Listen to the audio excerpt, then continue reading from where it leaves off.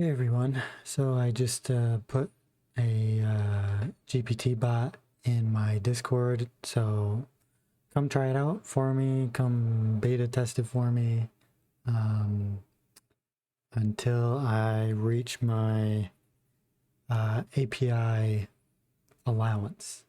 So come give it a try. It knows the context of the chat. So see, I was testing it out here and it was talking about GPT-3 can understand diagrams and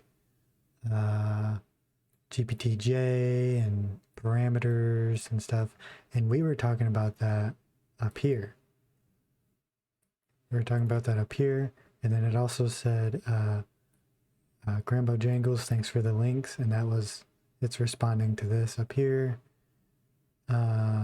And yeah, so, and GPTJ be running locally, which I was talking about up here. So come try it out. It's pretty cool. It's like having ChatGPT in the Discord server with everyone, and anyone can use it. So yeah, come give it a try. I'll probably take this video down once the bot is down,